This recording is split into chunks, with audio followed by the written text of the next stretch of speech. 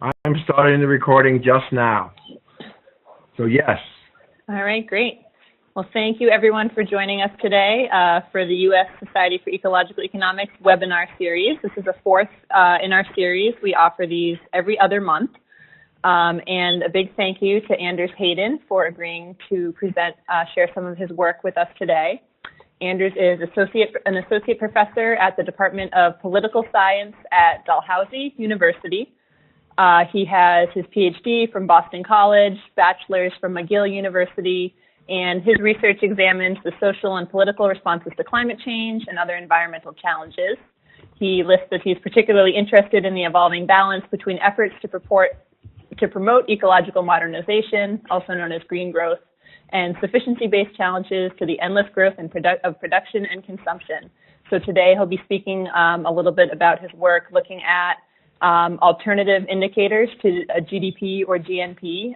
He has also done work in Bhutan looking at some of the policies they have there, looking at gross national happiness. Today he'll talk with us about his work looking at the Genuine Progress Indicator in Maryland and a little bit about his work in Vermont. So Anders, go ahead and take it away here. Okay, great. Thanks for the introduction, and thanks very much for the invitation to be part of this. So, as you know, ecological economists have for a long time documented the limits of GDP as a well-being or prosperity measure, and have argued that further GDP growth in rich countries can generate environmental and social costs that actually may exceed the benefits, or in other words, the possibility of uneconomic growth. And one of the many possible alternatives to GDP, and the one that's been favored by many ecological economists, is the Genuine Progress Indicator. Now, in 2010, Governor Martin O'Malley in Maryland announced that the state would become the first American state to begin calculating the GPI. 2 years later, Vermont followed, and it actually became the first state to legislate and pass a law to establish and test a state GPI. And there have been some other more limited state-level initiatives as well. And one media headline, even proclaimed that led by Maryland and Vermont states are ditching GDP. Now, it turns out that no state has ditched the GDP, but Maryland is one of a growing number of jurisdictions around the world where you can start to see, we can start to examine the effect, if any, that alternative prosperity measures are having in practice. And so in our paper, my colleague Jeff Wilson and I have tried to answer the following questions. What have the policy and political impacts been of the Maryland GPI? Is there any evidence to date that the GPI has shaped policy and public priorities in ways that live up to the hopes of supporters? And I'll talk a little bit more about those hopes and motivations, but they include seeking transformation to the growth paradigm, and also a more limited vision of better policy making, within the existing growth-based system, and also what key obstacles exist to fulfilling those expectations. Now, in order to answer these questions, we've relied quite heavily on 14 semi-structured interviews with elite respondents. That includes the former governor, Martin O'Malley, senior public servants, academics, NGO leaders, and others who've been involved in the Maryland GPI, and also some others who were involved in other state-level initiatives that have relevance to the Maryland case. We also draw on some analysis of relevant documents, such as press releases, speeches, and reports from state agencies, NGOs, and others, as well as articles on the GPI in the Maryland media.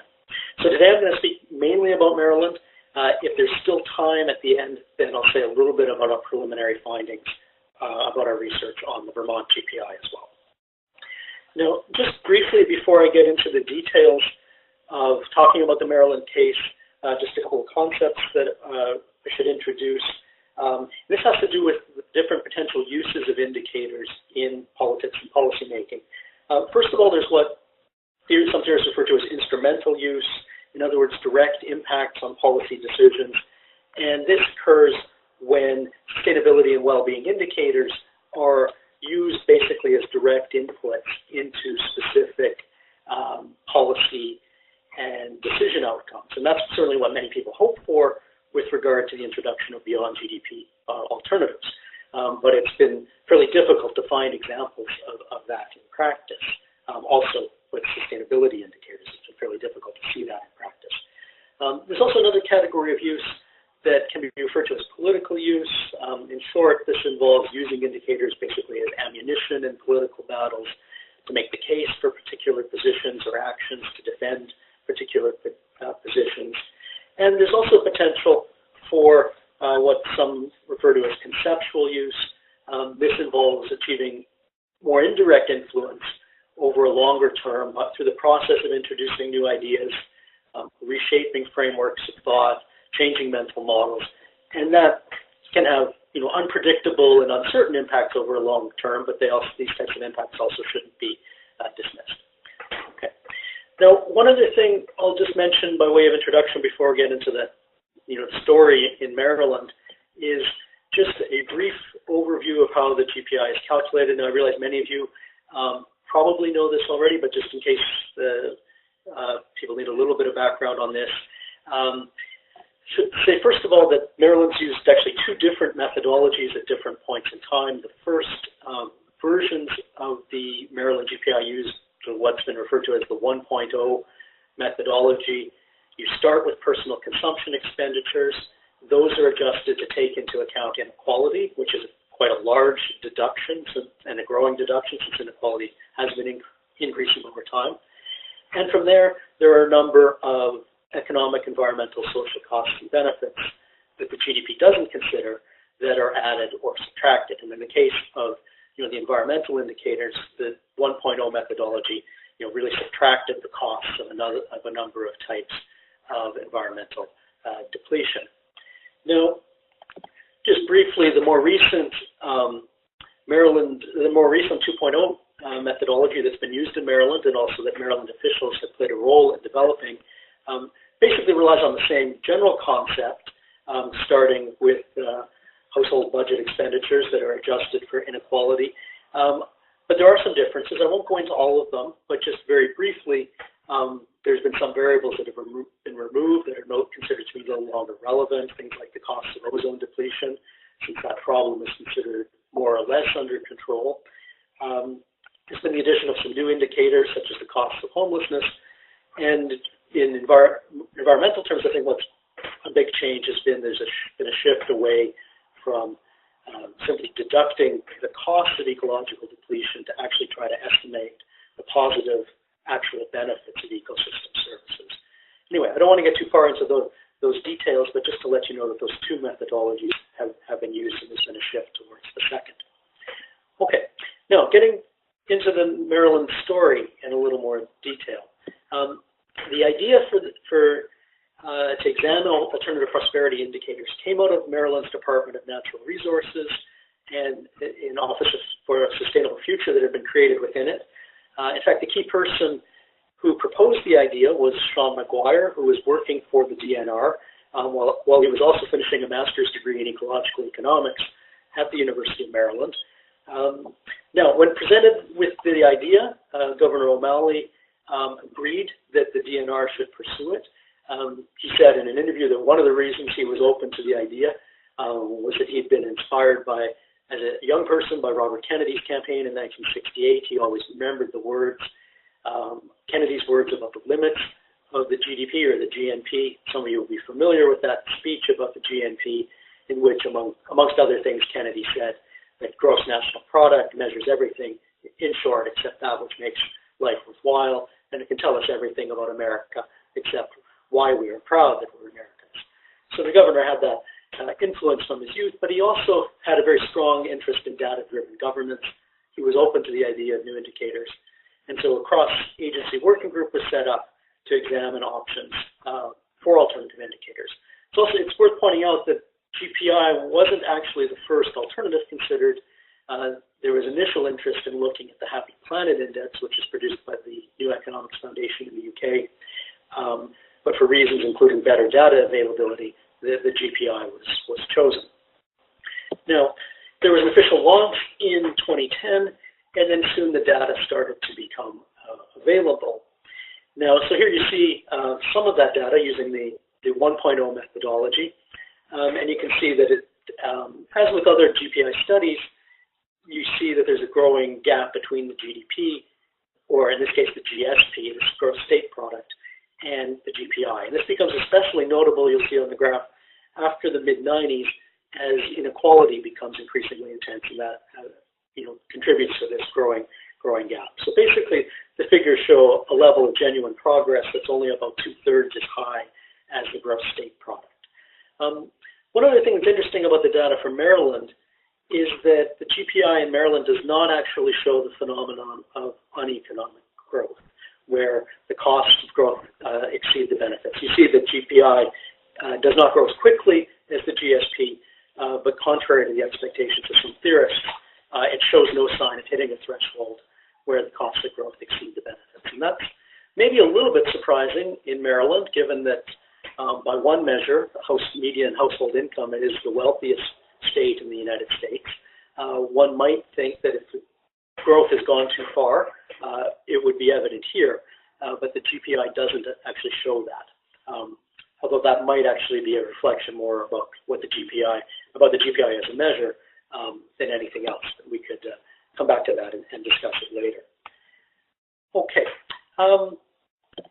So there were a series of other updates to the GPI that were released later, and over time, and some other related work that emerged, some other related initiatives that I'll say a little bit more about those later.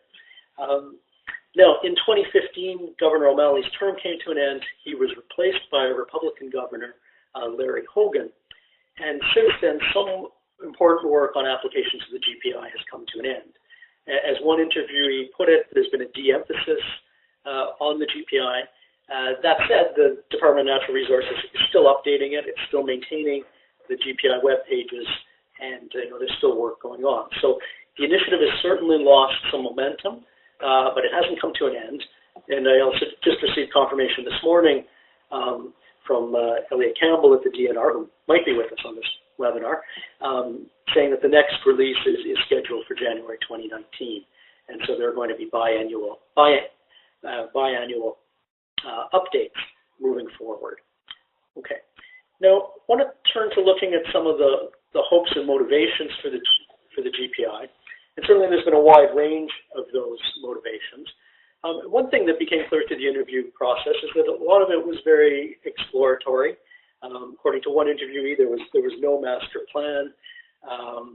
For Governor O'Malley, he emphasized that we were planting seeds more than cultivating fruit. So there wasn't necessarily a clear objective about what they were going to do with the GPI. That said, one of the things that was clear from the outset is that Maryland was not abandoning GDP. That the GPI was definitely designed to complement, but not replace the GDP or the gross state product. In general terms, there was clearly a strong desire to have a more complete picture or a more holistic picture or a truer measure of prosperity, and in particular, a measure that would give greater visibility for ecological and social considerations. Now, on the one hand, you have some of the proponents of it who see the GPI largely as a way to achieve better decision-making, better policy-making. As I mentioned, Governor O'Malley's support for the GPI was linked to his overriding interest in data-driven governance. And he was widely known as a data geek, and since his days as the mayor of Baltimore, he really emphasized data gathering to assess government performance and meeting core goals. So the GPI fit very much into that. Now, an important way in which the GPI could potentially influence policymaking is through informing the budget-making process, and there was certainly considerable hope that it would have this impact in influencing budget decisions, and also in terms of helping build support for spending that increases the GPI, but might have upfront economic costs in conventional terms. So things like environmental investments related to preventing pollution of water bodies such as Chesapeake Bay might be hard to build support for that, but there was a hope that if we could see GPI benefits from that type of spending, you could build increased support for those kind of actions. And there was also an interesting idea that was brought forward of GPI notes in order to analyze the GPI impact of policy proposals. And the idea was that these would be similar to fiscal notes that state governments currently produce on policy proposals in which assess a policy proposal's budgetary impacts. But the idea would be that, like the GPI, these GPI notes would also include environmental and social costs and benefits. And in fact, for some in the nonprofit sector and in advocacy organizations, the GPI note was the highest hope that they had for the use of the GPI in policy making. It was one of the clearest ideas that emerged for applying the GPI to decision making. Now, for the governor, he also saw some promise in the GPI in promoting the state's strengths and in promoting what you could call a high road economic strategy. Maryland, like many blue states, ranks relatively highly on the GPI compared to other states, and the governor hoped to use the GPI to promote Maryland as a high quality of life state rather than a low tax state, as a way to attract businesses and high skilled so-called creative class employees. And it was also consistent with the governor's vision of a state that was smart, green, and growing. In other words, an ecological modernization strategy aiming for green jobs and green growth. Now, that said, others have had more transformative, or you might say more radical hopes that go beyond the idea of green growth to actually challenging the growth paradigm. And that has certainly been a key goal for many of the ecological economists who worked on the GPI. One interviewee called the GPI a subversive lever for change because it can be defended on sound neoclassical economic principles, yet done correctly, it leads to radical conclusions. For the Town Creek Foundation, which is a Maryland charitable foundation, its financial support for the GPI was part of a wider search for a sustainable and equitable economic transformation, search for a new economy. The foundation's director spoke of the GPI as a platform on which to find a shared vision of sustainable prosperity that could bring together those disadvantaged by systemic tilting of the playing field towards business interests. So he saw, his foundation director saw the GPI as, and he had hope that it could help level that playing field and open up space in which more transformational possibilities could be cultivated. Meanwhile, one GPI advocate put it simply, undoubtedly too simply, that the GPI equals system change. So, with those hopes and motivations in mind, I want to turn to the actual uses and impacts of the GPI. Now, first of all, despite the headlines that I showed earlier, it's actually been a fairly low-profile initiative.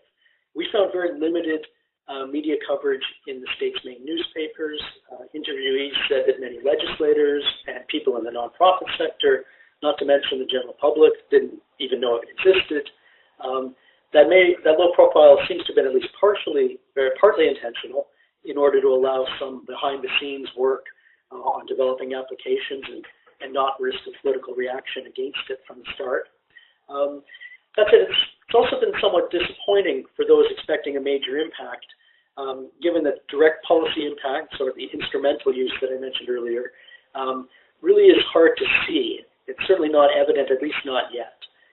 When we asked people whether the GPI had any impacts on policy decisions, we got a lot of variations on, not to my knowledge, and very little that we could pin down as a clear, plausible impact. The one sort of small example that we did come across was not really a matter of state policy per se, but of internal management within the Department of Natural Resources, where the GPI framework appeared to influence a decision. So there was a discussion of consolidating many small DNR offices in Western Maryland into a single large office, and considering GPI variables like the cost of commuting, longer commuting times, more air pollution, lost leisure time, increased risk of accidents with longer distances traveled, these all led to that proposal being rejected. So it's a small example of how GPI-related thinking could change a decision. But despite that, I think the GPI's effectiveness in influencing policy is still an open question, as an interviewee stated.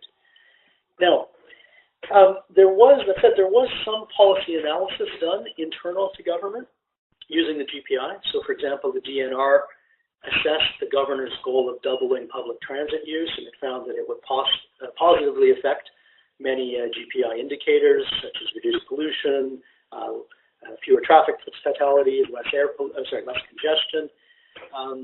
However, the GPI notes that I mentioned earlier that it inspired a lot of enthusiasm among supporters were not actually implemented by the state.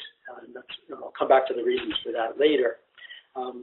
There was, however, some policy analysis done by NGOs, notably the Center for a Sustainable Economy, and they did actually produce a prototype GPI note that showed that increasing the minimum wage in the state would lead to a very large increase in the GPI. It also did analysis showing that there would be very significant GPI benefits returning to the level of inequality that existed in the state in the 1960s, and also really significant GPI benefits of the City of Baltimore's Climate Action Plan. So that kind of policy analysis, certainly does give political actors some ammunition, to use it politically, to defend and advocate policies of various kinds, from increasing the gas tax to investments to improve the health of Chesapeake Bay.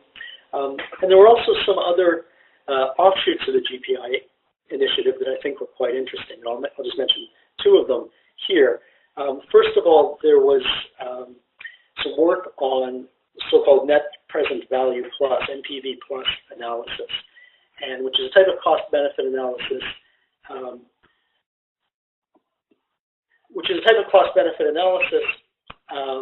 that applies the spirit of the GPI.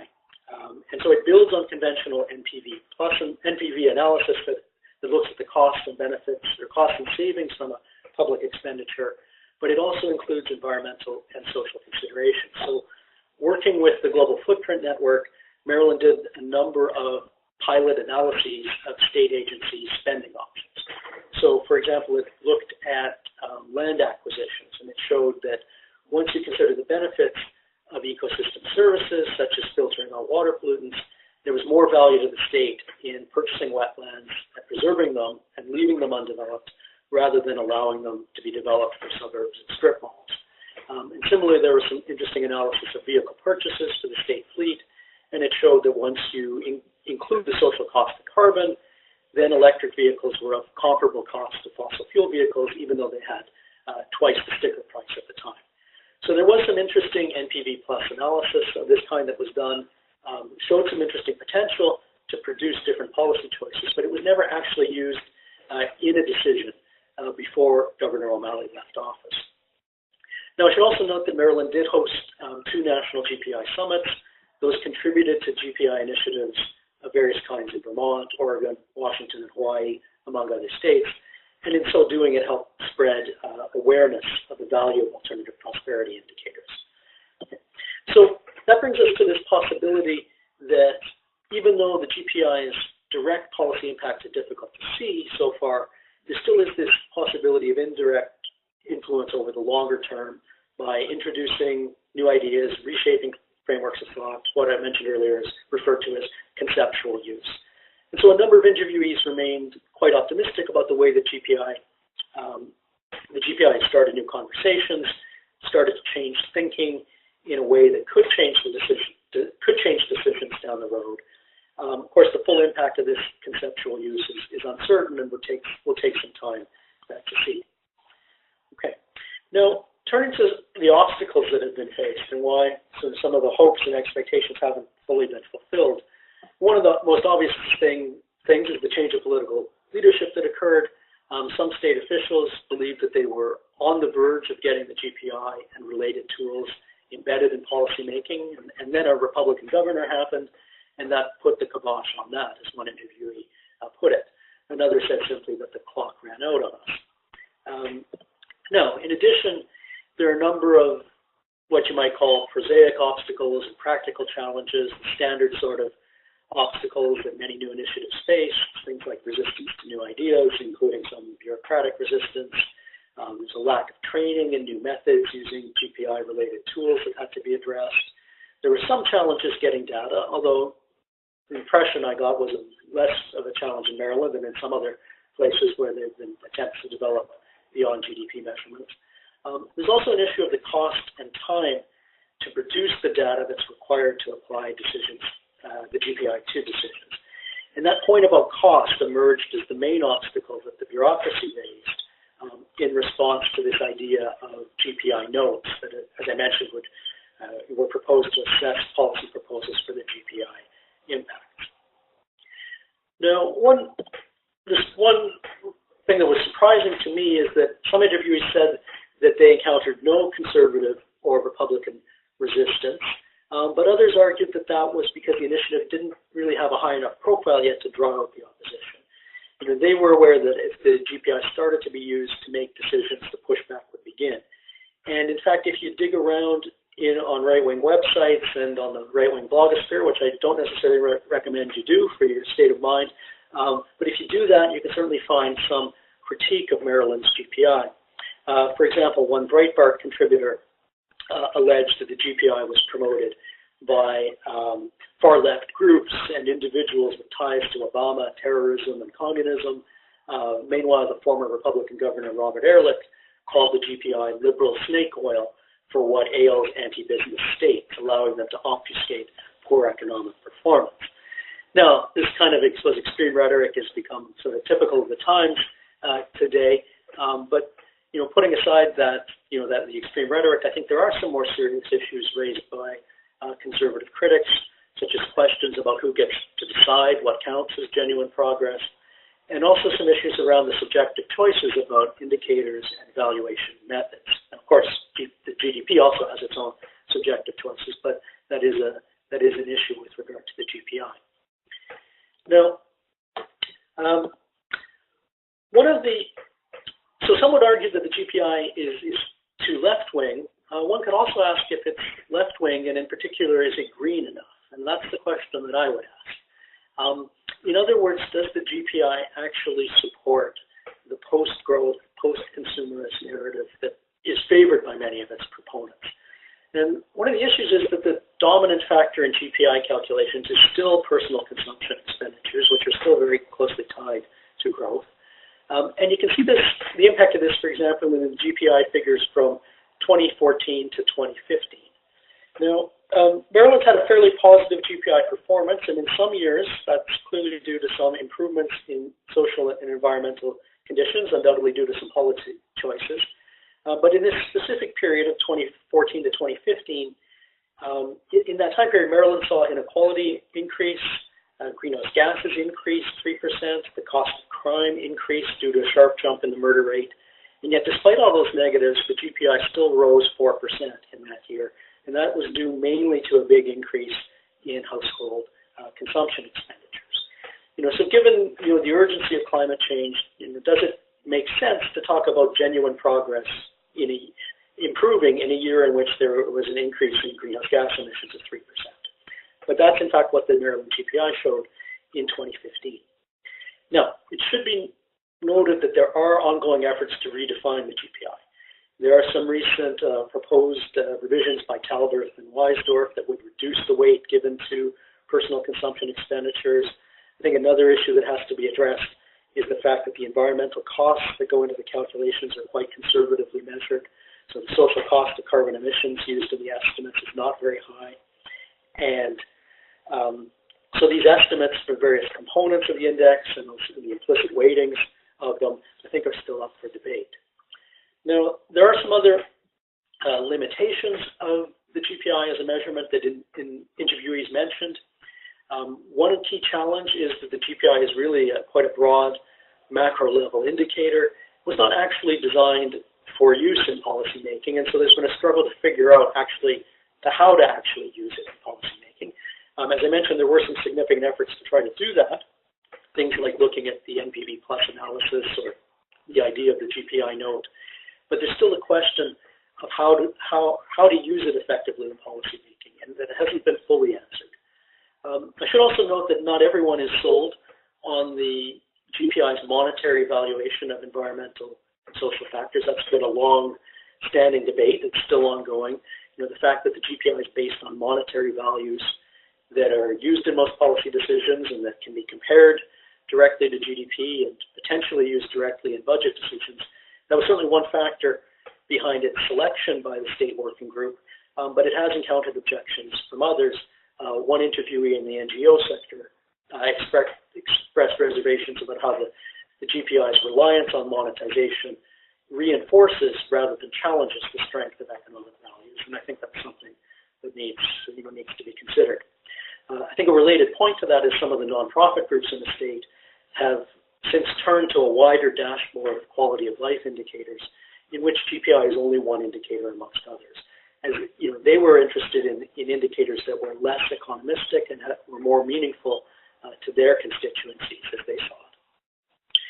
Now, finally, it's important to note that the political constituency behind the GPI is somewhat uncertain and not fully developed. As Governor O'Malley explained, there was no grassroots movement for it. It really began as a top-down exercise within the state bureaucracy.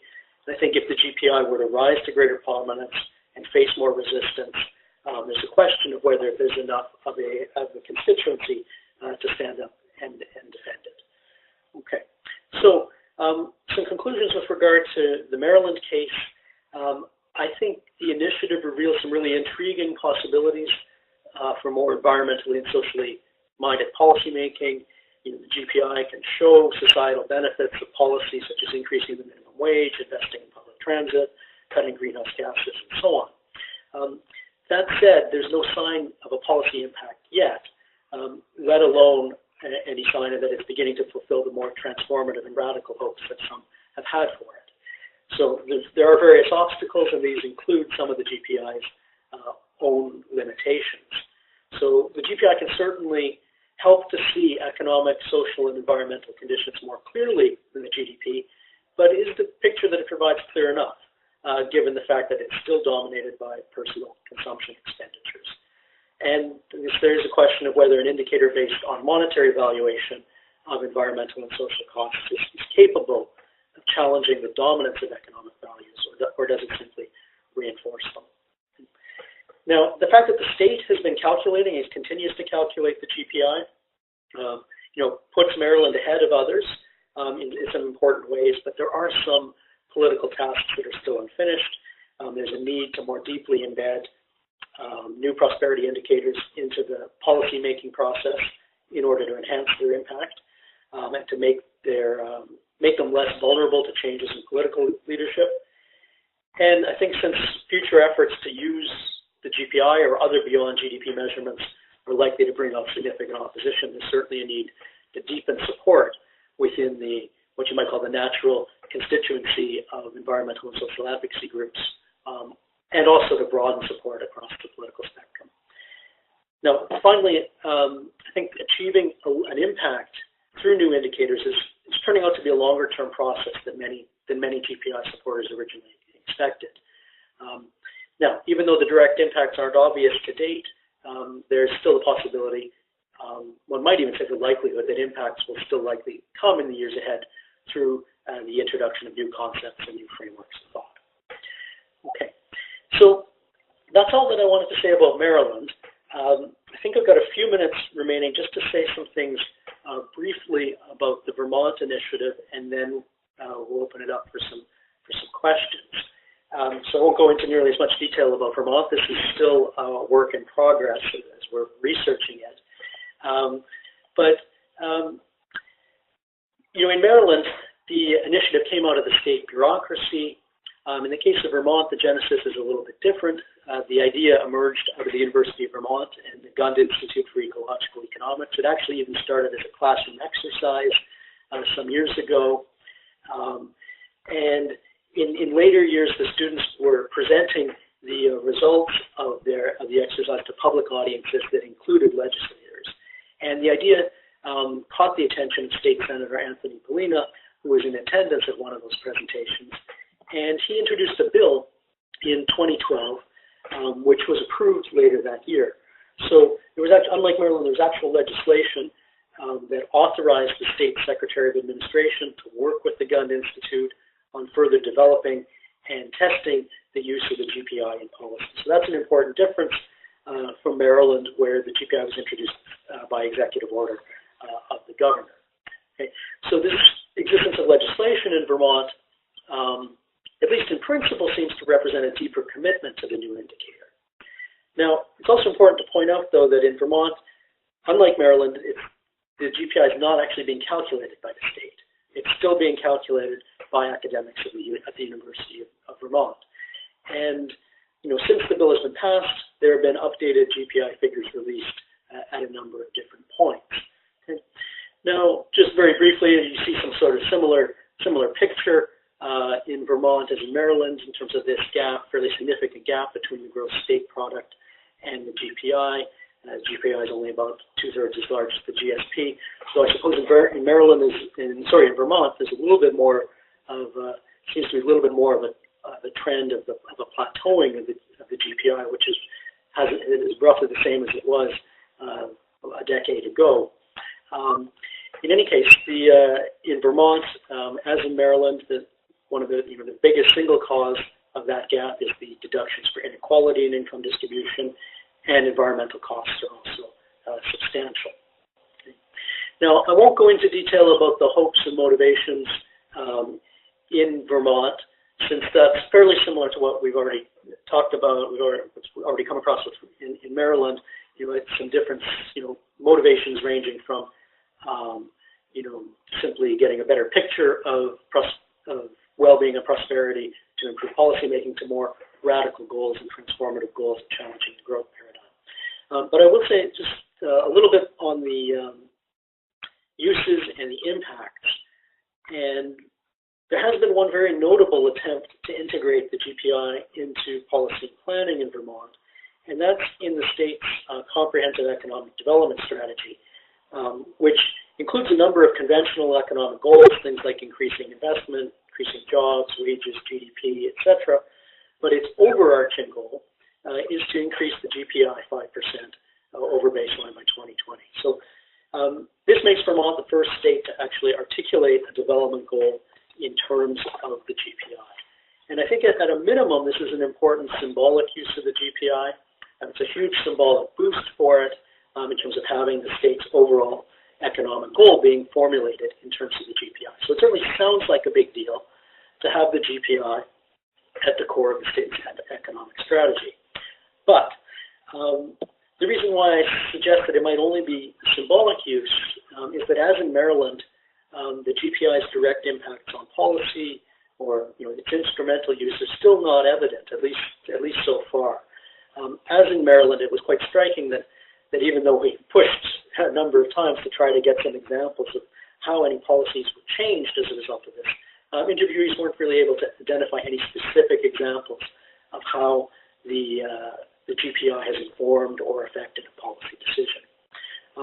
That said, as in Vermont, there have been as in Maryland, there have been other variations of political use that have been evident, which have allowed political actors giving political actors ammunition in political battles to defend and advocate policy positions. So, for example, the latest GPI report in Vermont calls on the state to promote GPI-friendly policies in a number of areas, to narrow the gap between the GPI and the gross state product, things like continuing with and accelerating the development of renewable energy sources, compact development rather than sprawling, rather than urban sprawl, investments in conservation, and most significantly, development that reduces income inequality. Now, and as in Maryland, there have been still possibilities and hopes that over a longer term there'll be this indirect influence by introducing new ideas and reshaping frameworks of thought through conceptual use. Now, even though Vermont has the GPI in legislation, as I mentioned, there's been limited impact, and the main problem is, despite the legislation, does seem to be a lack of strong commitment from the state to the GPI. And the way in which that's most evident has been in the lack of financial support for University of Vermont researchers to calculate and improve the GPI and to test its applications. So some of the work that was supposed to have been done, things like exploring the GPI notes to analyze the GPI impacts of policy proposals, which was an idea that also came forward in Maryland, That work on that has not happened because there's been no funding to do it. Updating the valuations to use the new GPI 2.0 methodology hasn't happened for the same reason. And so in that regard, Vermont has fallen behind Maryland. And I think the continued calculation of the GPI is actually becoming increasingly onerous for the academics, people like Eric Zensi at the University of Vermont, who've been doing it largely pro bono. And in fact, the latest Vermont GPI report includes some not too subtle statements that researchers can't and won't continue to produce it in this way in the future. So a related point is that the state really hasn't taken ownership of the GPI, it's still housed at the University of Vermont, and it's really an unsustainable model to house it at a university without funding because academics can't afford to keep putting time into something that's no longer novel, no longer generating academic publications, no longer producing results in the way that academics get evaluated. It's also noteworthy that the state hasn't actually fulfilled all its responsibilities under the GPI bill. The law actually called on the Secretary of Administration to write annual progress reports on the GPI and its maintenance and its usefulness, but that hasn't been done. Okay, so I think I'm getting close to the end of time where I should turn it over to questions. So I'm just going to jump ahead to just one further point here and then some final conclusions. One other issue that's evident in Vermont is the issue of the lack of consensus on the main beyond GDP alternatives. I think you see this in a number of jurisdictions around the world that have tried to move beyond GDP or experimented with it, but there still really isn't a strong consensus on what the best alternative is. In Vermont, there's been a governor's dashboard that has been basically a competing set of non-monetized indicators, and that's one that it seems that the Governor Schulman was paying more attention to. He's paying more attention to his own dashboard than to the GPI. There have been others in the state that have favored measures of happiness and subjective well-being, which is quite different from what GPI measures. So there's a question of where does the GPI fit among other indicators? Does it deserve to be the beyond GDP alternative, or is it just one indicator amongst others on a dashboard? Okay, so just very quickly, before we open it up for questions, just a couple of points drawing on both the Vermont and Maryland cases. I think these cases do represent important, although incomplete steps forward for a move beyond GDP. On the one hand, I think it's quite significant to see the beginnings of state adoption of beyond GDP measurements. On the other hand, the outcomes have not really been fully satisfying for those who hope that the GPI and alternative well-being measurement more generally would lead to significant social change.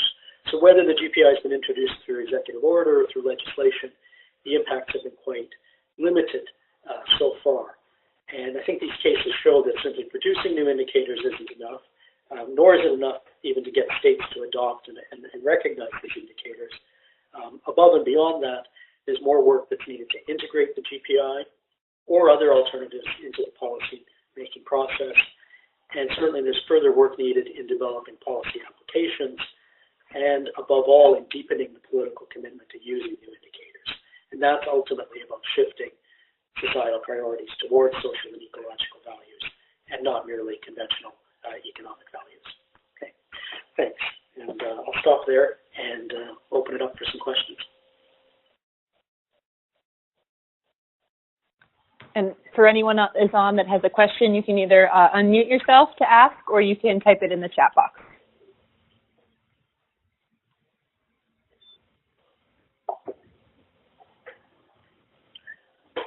Anders, would you mind going back to the indicators slide way back in the Maryland part? The list of indicators for the GPIs? Yes. This is 1.0 and then there's 2.0. Okay, so let's stay with 2.0. Do you think that the quantification of any particular one of these is a death knell to using GPI? That's a good question. I mean, I suppose, I don't know, I mean, death knell is a pretty strong term. Yes. I mean, certainly, I suppose there are certainly challenges with them. So let's just take, I wouldn't necessarily call this a death knell, but let's say with the value of housework, for example, which, where is that? That's up in that should be in non-market-based well-being. It should be in there. Household labor. So you have some decisions to make about, do you use you can calculate the number of hours that people, apply to housework, and then how do you value that? Is it on the basis of the average wage in the state, or is it on the basis of the average wage for a house, like a maid? And so both methods have been used. So, one would be, so there was a recent paper in the state about the state of California, and using one method, the average wage in the state would be $25 per hour. The average wage for a maid is about $11 an hour. So you get a really massive difference and it has a big effect on the total figure. So again, I wouldn't call that a death knell, but I would say that there are some choices that can have some pretty big impacts on the numbers. And I suppose there's an ongoing effort to try and standardize these decisions, and so that the different calculations are comparable with each other. But I think they inevitably involve some subjective choices that could be criticized. I see that Peter has a question, but please bear with me. How about the cost of income inequality? Could you say one sentence on that? In terms of how it's calculated, or in terms? Yes. Okay. Well, this is a little bit beyond so my work isn't sort of focusing specifically on the calculation side, but there has been certainly a shift in how it's been calculated. Okay. Well, okay. Never mind then. Yeah. To me, it seems vulnerable. Well, yeah. I mean, I think there were. I mean, it's basically been the original method. I think was to compare Gini inequality levels in two different years, and then to deflate personal consumption expenditures by the factor in which inequality has increased from the low point. That, I think, was the original method. Now, there's been a shift in 2.0, which I can't tell you precisely the new method. Mm-hmm. Okay, thank you. Yeah. And so I'm wondering, this is Ken Bagstad, I'm wondering if any efforts were made in either state to outreach or liaise with any of the economic statistical agencies within the state, as opposed to just the DNR or other more environmentally related agencies.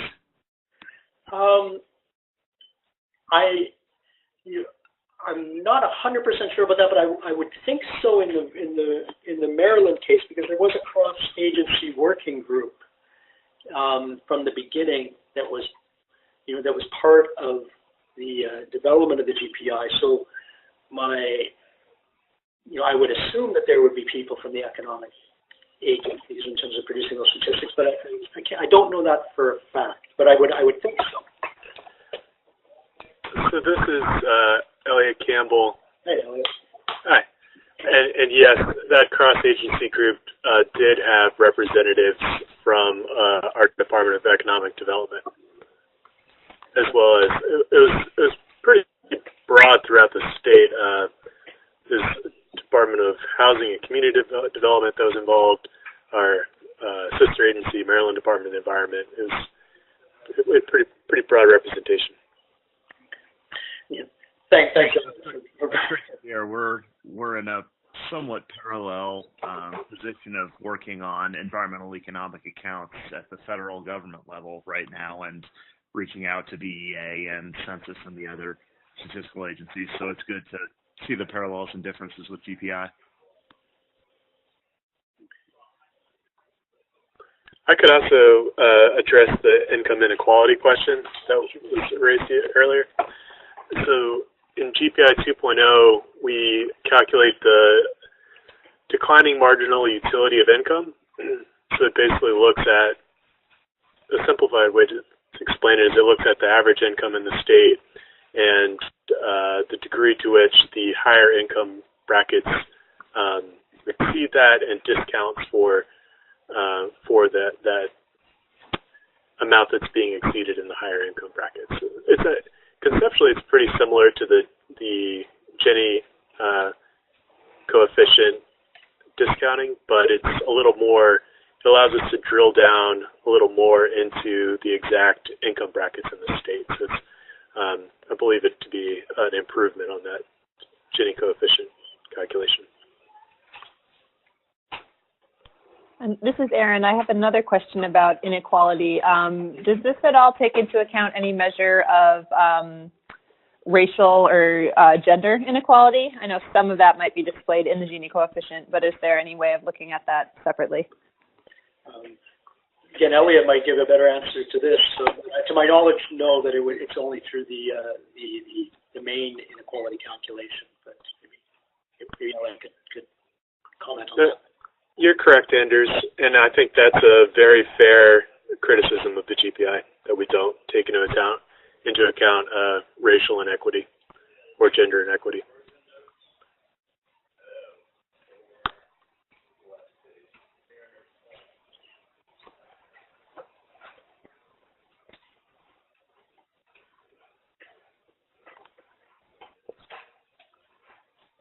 So Eli has typed a question in the question box. Anders, are you able to see that? Would you like me to read it? Yeah, if you could. I saw it pop up, but then I lost it a second. So if you could read that. Sure. It says, I would like to know what forms of policy tools people know of or are working on, especially in terms of IO and EEIO models. As part of my work on the CA GPI, California, I started a process that I eventually realized would be most properly realized as a kind of reverse IO input-output model. And reading back to Daly and Costanza, early ecological economics paper, they both discuss combined ecological and economic analysis following IO methods. I didn't work on NPV+, but was working on GFN during that time, so I have a general sense of that process. Right. Well, I don't know, that maybe is a question to see if anybody else is, who's with us has been working on anything in that area. So, I mean, I mentioned the NPV+ application, the GPI notes that there's been some work done by John Talbert at the Center for Sustainable Economy, and but if there are any other things that people are aware of, it'd be good if they could mention them.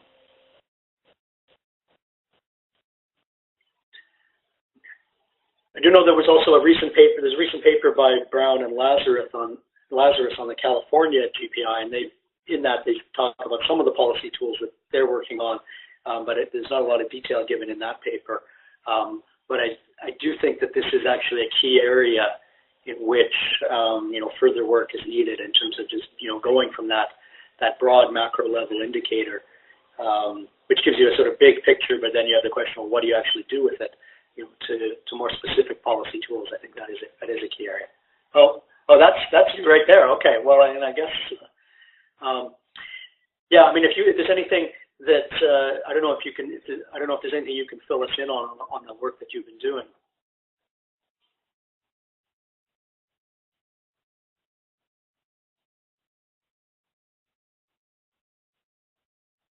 Anyway, sorry to put you on the spot. If you did. He also may not have audio.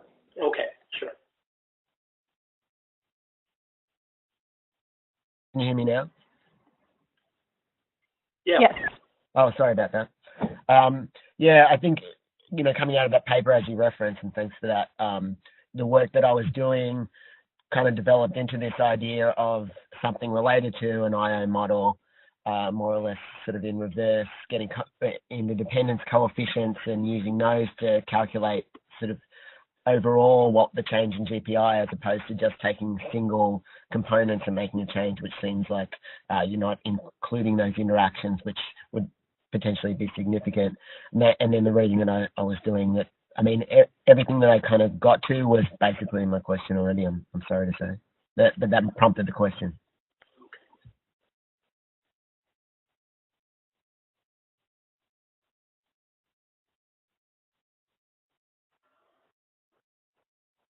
All right. Any last questions before we wrap up? Yeah, this is Mahadev Bhatt from Florida International University. I was wondering, in your research, if you have come across any other countries, Europe, Asia, elsewhere, where the governments have used or planning or trying to use GPI in their planning process. Right. So in Germany, there's a national well-being index, which is not. I think it's been adopted by some of the states in Germany, not at the federal government level. It's tend to be seen as sort of, it's tend to become associated with the Green Party in places where the Green Party has some influence in Germany, but there's been some experimentation with it there. And I think in Belgium there's also been development of a variation of the GPI as well.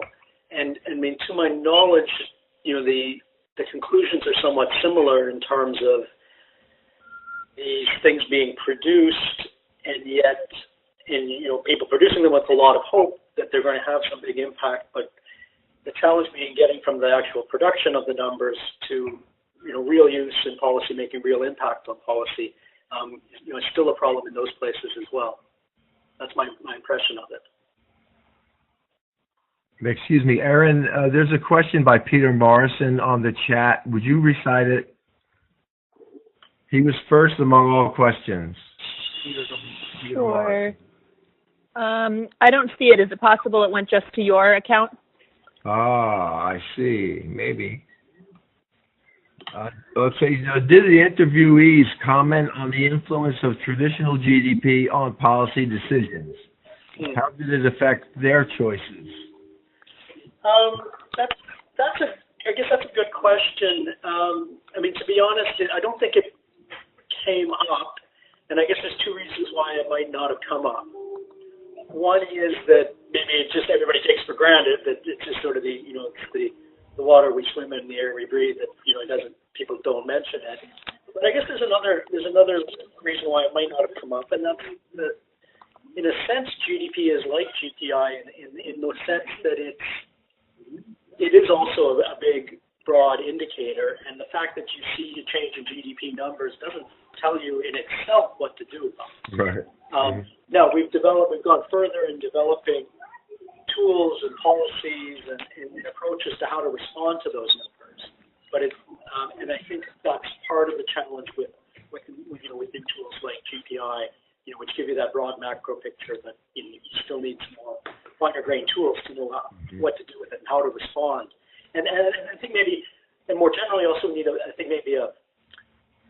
the way that, say, Keynesian theory was developed as a way alongside the development of GDP, and then it was a way to say when you have you had a theory developed of what to do in response to changes in GDP. I think we need more fully developed theories of what to do in response to changes in GPI or other possible alternative well-being indicators. So we have Lazarus on the job. Thank you so much, Anders, for presenting for us today, and thank you for everyone that joined us. Very good job. This will be shared on the USSCE YouTube page. Probably in a week or so, we'll send out an email to all the participants that were there with a link for that webinar. Keep an eye out for our future webinar. Right now, we tentatively have October 17th will be a webinar on incorporating concepts from ecological economics across disciplines in higher education. So more information to follow on that. Thank you, Andy. All right, thank you. Bye-bye.